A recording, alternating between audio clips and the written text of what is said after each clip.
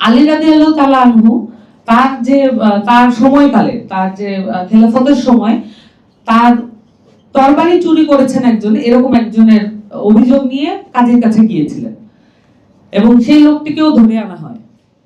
কিন্তু কাজী এই ধরনের চুরির ক্ষেত্রে 4 জন সাক্ষীকে উপস্থিত করতে হয়, কিন্তু আলী রাদিয়াল্লাহু তাআলা আনহু কোনো ধরনের সাক্ষী উপস্থিত করতে পারেননি। তো কাজী তখন যেহেতু কোনো ধরনের সাক্ষী ছিল না, তাকে তিনি বাধ্য হয়েছিলেন, উনি বলেছেন যে যদিও আমি জানি আপনি সত্য কথা বলছেন, কিন্তু আমি যেহেতু সাক্ষী পাইনি, আমার পক্ষে সম্ভব না যে এই তরবারি আপনাকে আবার ফিরিয়ে দেওয়া, এটা যিনি দাবি করছেন এটা তারই থাকবে।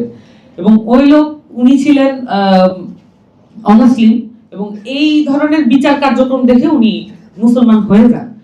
কিন্তু এই ধরনের বিচার কার্যক্রমের মধ্যে উনি তারপরে একটা কথাও বলেন যে এটা কখনো আমি কল্পনা করি নাই যে খেলাফতের মানে একদম পরাক্রমশালী খেলাফতের শাসনামলে, একজন খলিফার শাসনামলে এটাও সম্ভব যে তার কোন বস্তু যদি আরেকজন চুরি করে, মানে শুধুমাত্র বিচারের প্রক্রিয়া সুষ্ঠু না হওয়ার আশঙ্কায় সেই বস্তুকে আবার ফিরিয়ে দেওয়া হয়, এটা আসলে সম্ভব নয়। এটা উনি স্বগতোক্তি করে তারপরে উনি মুসলমান হয়ে যান। আমাদের কাজ হচ্ছে যে ন্যায় বিচারের যে মূল ধারণা, কোরআনের উৎসারিত ধারণা, সেটা আসলে যথেষ্ট বিমূর্ত। এই বিমূর্ততাকে আমরা মানুষ হিসেবে আমাদের মানুষের সমাজগত জায়গায় আমরা এটাকে মূর্ত করার চেষ্টা করি, নানানভাবে আইন প্রণয়ন করার চেষ্টা করি।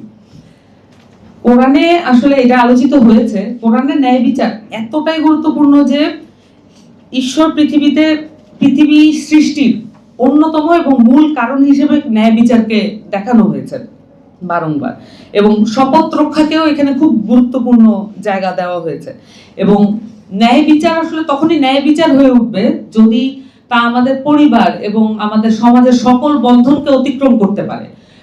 এমন যদি হয় যে আমার পরিচিত এবং আমার সোসাইটি, আমার কমিউনিটি লোক বলে আমি সেখানে বিচার কার্যক্রমে গাফেলতি করলাম এবং সেখানে নিজের যে জায়গা সেখানে আমি বিচারকে বাধাগ্রস্ত করলাম এবং সেটাকে হস্তক্ষেপ করলাম, সেটা একেবারেই মুসলমানদের জন্য এবং সামাজিকভাবেও এটা কোনোভাবেই গ্রহণযোগ্য না। এবং কোরআন আসলে আমাদেরকে ওই জায়গাটাই বারবার মনে করিয়ে দেয়।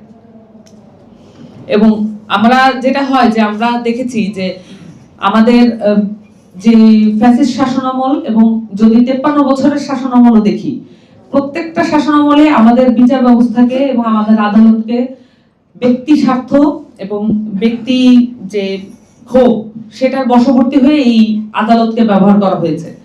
এবং আমরা এটাকে অতিক্রম করে যেতে চাই। এবং এখানে যদি বলি যে আমাদের মূলনীতিগুলো যদি কোরআন থেকে উৎসারিত হয়, যদি বাইবেল থেকে উৎসারিত হয় এবং পৃথিবীর সবচাইতে গুরুত্বপূর্ণ গ্রন্থ থেকে আমরা বাংলাদেশের সংবিধানের মূলনীতি নিয়ে আসতে পারি, কিন্তু লেজিসলেটিভ জায়গায়, কোরআনের সংবিধানের লেজিসলেটিভ জায়গায় যদি জাহলিয়াতের আইনগুলোই প্রতিষ্ঠিত হয়, তাহলে আসলে এটা কোনো মিনিং তৈরি করবে না। বরঞ্চ আমাদেরকে দেখা উচিত যে আমাদের সংবিধানে, বাংলাদেশের সংবিধানে কিভাবে ন্যায় বিচার, নিষ্ঠা এবং মানবিক মর্যাদা, হিউম্যান ডিগনিটিকে কিভাবে গুরুত্ব দেওয়া হয়। আমরা দেখেছি যে আইরিশ সংবিধানে হিউম্যান ডিগনিটিকে তারা মূলনীতির জায়গায় প্রতিষ্ঠান করেছে, কিন্তু আমাদের এখানে আমরা এমনটা শুধুমাত্র মানবিক মর্যাদা বলাটাই হয়তো সাম্য এবং গণতন্ত্র এগুলো প্রতিষ্ঠার জন্য যথেষ্ট হতো, কিন্তু আমাদেরকে বারবার মনে করিয়ে দিতে হয় যে ন্যায় বিচার এখানে গুরুত্বপূর্ণ, গণতন্ত্র এখানে গুরুত্বপূর্ণ। কারণ আমাদের বাংলাদেশে আমরা এই যে একদম ফান্ডামেন্টাল কিছু জায়গায় এতটাই পিছিয়ে আছি, এতটাই ঔপনিবেশিক ধারার মধ্যে এখনো আমরা আটকে আছি যে আমাদেরকে এই চুক্তিপত্রগুলোকে খুব সিরিয়াসলি নিতে হয়। এবং